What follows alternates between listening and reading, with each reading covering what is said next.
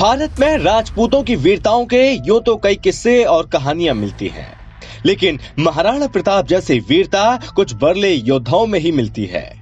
उन्होंने राजस्थानी नहीं, भारत की शान को भी एक खास स्थान दिया था। दौर था 16वीं शताब्दी का।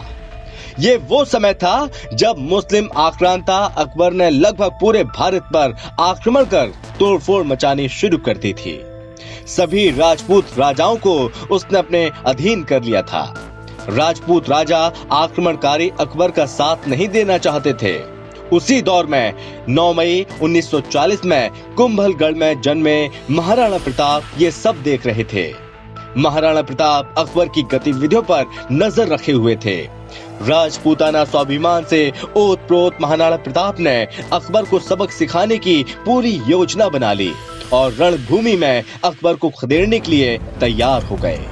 मेवाड़ के राजा रहे महाराणा ने जिंदगी में कभी किसी की गुलामी स्वीकार नहीं की और अपनी सेना से कई गुना ज्यादा ताकतवर अकबर की सेना से लोहा लेकर उसे बार बार शिकस्त देते रहे।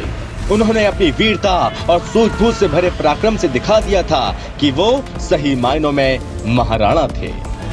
क्रूर अकबर ने बहुत कोशिश की, लेकिन अंत में उसे महाराणा प्रताप को पकड़ने का ख्याल दिल से निकालना पड़ा। युद्ध रणनीति कौशल में निपुण महाराणा प्रताप उदय सिंह द्वितीय और महारानी जयवंता बाई के सबसे बड़े बेटे थे। वे एक महावीर योद्धा और युद्ध रणनीति कौशल में दक्ष थे।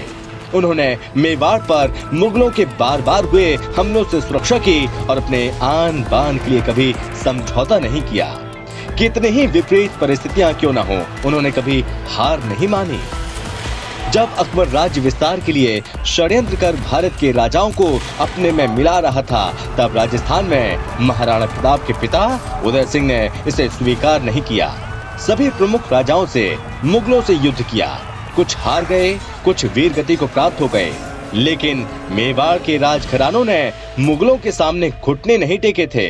और ऐसे में अकबर ने राज्य विस्तार के लिए अक्टूबर 1567 में चित्तौड़गढ़ की घेराबंदी की। राजपूतों को मुगलों ने घेर लिया।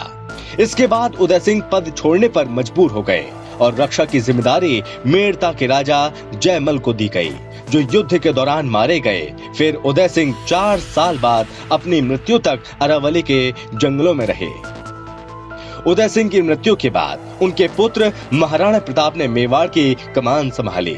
उसके बाद अकबर ने फिर कई बार महाराणा प्रताप को समर्पण के लिए बोला, लेकिन महाराणा प्रताप ने मुगलों की नहीं मानी और अकबर ने प्रताप से युद्ध का फैसला किया। अकबर ने कई बार महाराणा प्रताप को पकड़ने का असफल प्रयास किया। महाराणा प्रताप की वीरता को हल्दी घाटी के युद्ध के लिए जाना जाता है। 8 जून 1576 ईस्वी में हुए हल्दी घाटी के युद्ध में महाराणा प्रताप की लगभग 3000 घुड़सवारों और 400 भील धनुर्धारियों की सेना ने अमोर के राजा मान सिंह के साथ मिलकर आक्रांता अकबर की 5000 से 10,000 मुगल सेना को लोहे के चने चबवा दिए थे। महाराणा प्रताप 20 वर्ष तक मेवाड़ के जंगल में घूमते रहे। मायरा की गुफा में उन्होंने कई दिनों तक घास की रोटियां खाकर वक्त गुजारा।